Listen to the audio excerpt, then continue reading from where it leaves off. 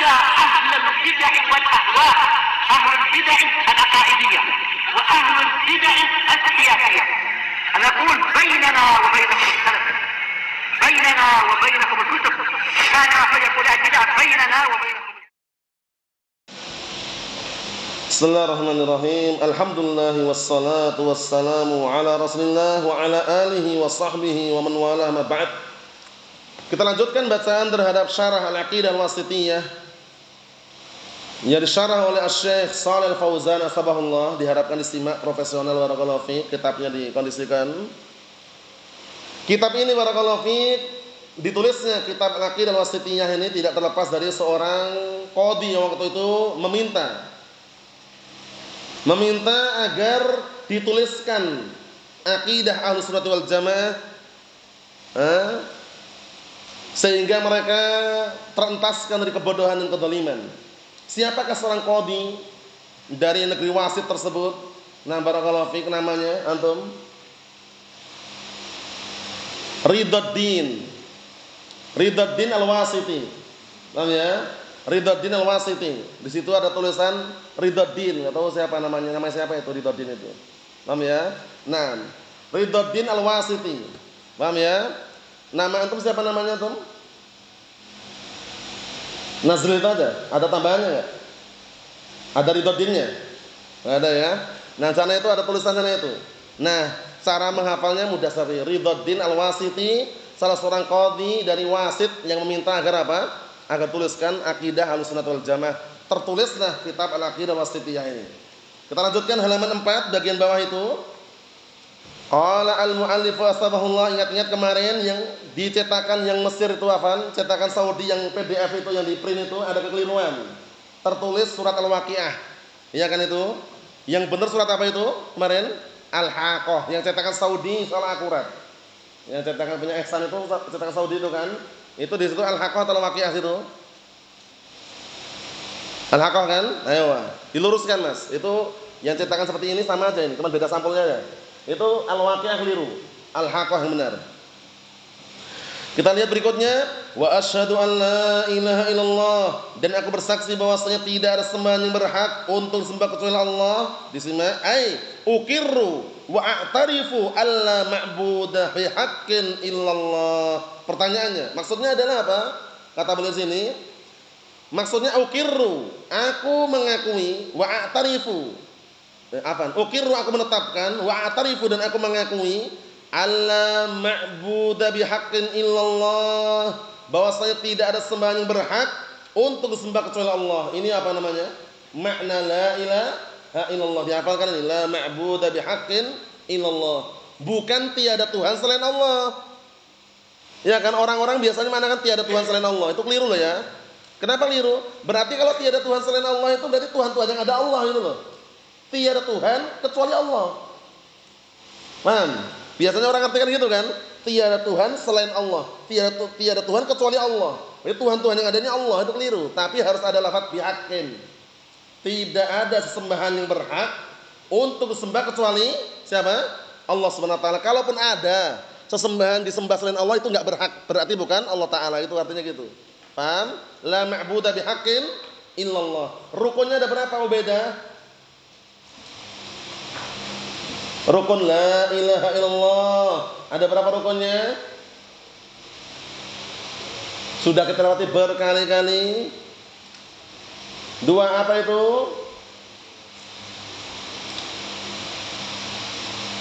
Hayatul ilmi mudzakaratuhu, hidupnya ilmu mengulang-ulang.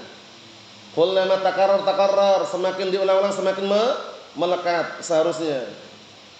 Ayo. Apa?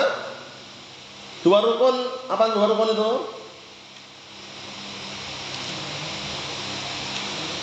Bang Zaki. Udah berkali-kali ini Bang. Ayo, an-nafyu wal isbat. An-nafyu wal isbat. Dikondisikan. An-nafyu wal isbat. Apa itu an-nafyu? Muhammad? Peniadaan. Maksudnya apa itu maksudnya?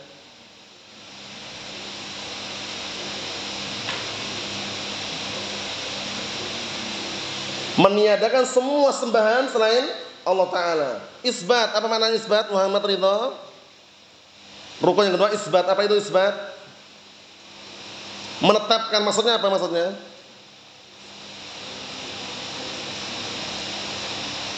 Ya, tadi meniadakan udah kan? Isbat menetapkan, menetapkan apa maksudnya?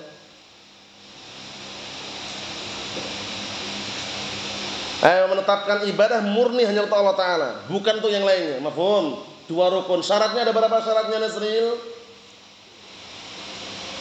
8. Mudzakarah sebetulnya nggak masalah. Kita baca dikit-dikit nggak masalah, mudzakarahnya terus. Diulang-ulang terus. Ada 8, sebutkan pantunnya. Hafal belum? Nah, sudah hafal pantunnya antum? 8 syarat la ilaha illallah. Ada pantunnya itu. Sudah hafal pantunnya? Yahya, sudah hafal pantunnya? Bismillah.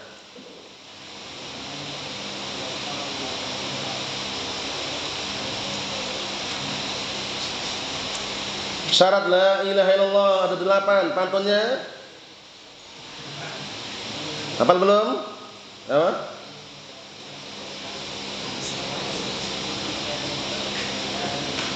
Ayo, dengarkan.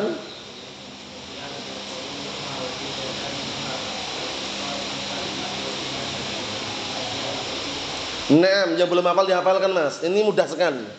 Terserah mau menghafal pakai pantun boleh, ngapal tulisan biasa nggak masalah, tapi dihafal. Ada 8 syarat. Ya kan? 3 in 1. Perhatikan Mas, 3 in 1. Apa 3 in 1 kemarin? Antum? Untuk la ilaha illallah 3 in 1, apa 3 in 1 itu?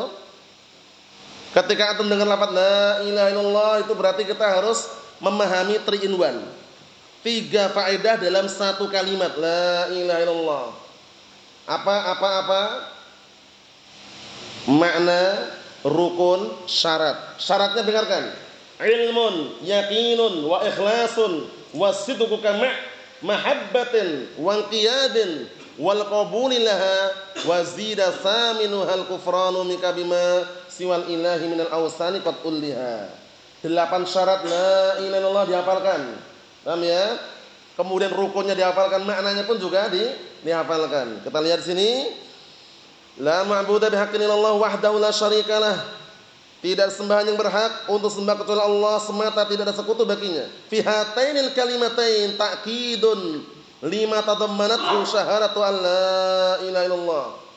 Allah. Kita lihat sini, pada 2 kalimat ini ada penguat. Perhatian, penguat terhadap apa yang terkandung dalam syahadah la ilaha illallah. Apa penguatnya? Minan nafyi wal isbat. 2 rukun, an-nafyu wal isbat. An-nafyu peniadaan, al-isbat penetapan. Dihafalkan itu, jangan sampai lupa ya. Jangan terbalik juga.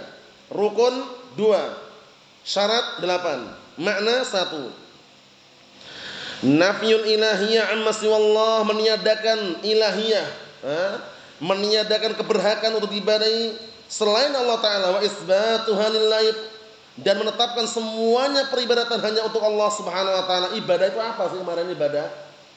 Siapa yang hafal pengertian ibadah? Yang sebutkan Syekhul Islam Ibnu Taimiyah rahimahullah.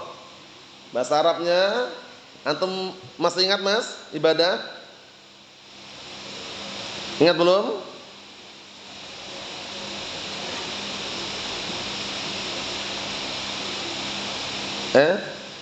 Belum? Ibadah definisinya ingat antum? Apa itu?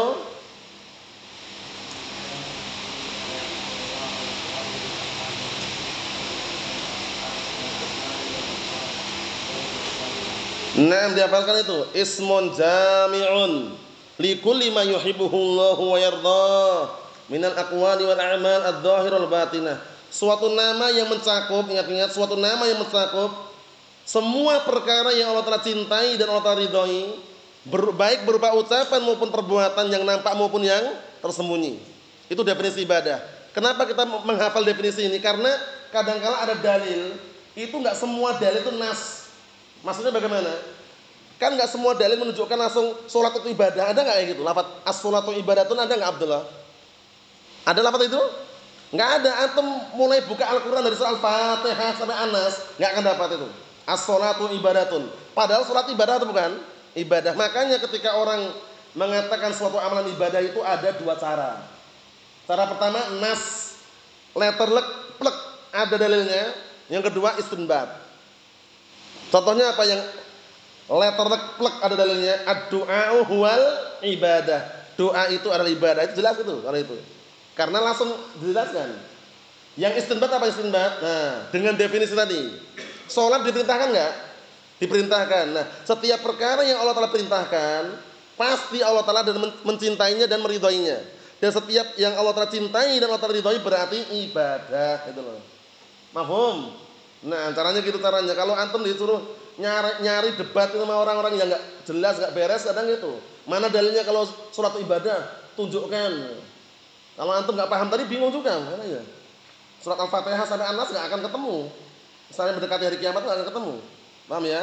Karena enggak ada lafaz as-shalatu ibadatun, enggak ada gitu loh. Adanya dengan definisi tadi kemudian dikaitkan dengan perintah dan larangan. Diperintahkan enggak gitu loh. Iya, diperintahkan berarti cintai. Setiap perkara yang dicintai di Allah Taala berarti ibadah gitu loh. Mafhum? Naam, seperti itu.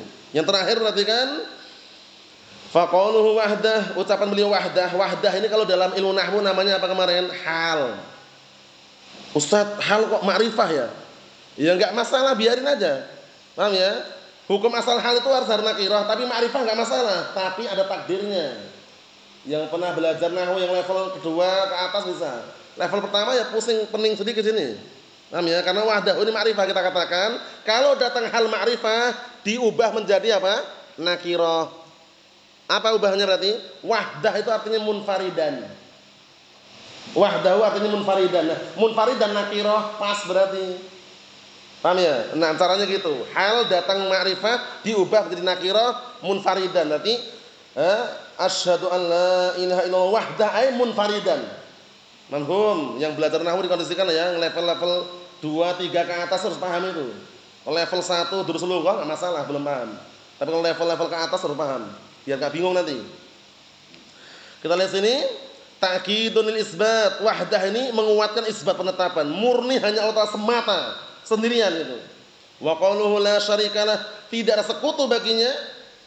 Ta'kidun nafi ini penguat untuk nafi peniadaan. Berarti sama sekali enggak ada satupun yang apa? Yang ikut campur kepada Allah Taala dalam apa? Mengurus dan juga mengatur alam semesta ini, apalagi dalam peribadatan, enggak ada yang boleh disembah dan berhak disembah kecuali Allah Subhanahu wa taala. Nasallahu as-salamata wal afiyah fid dunya wal akhirah. Walhamdulillahirabbil alamin.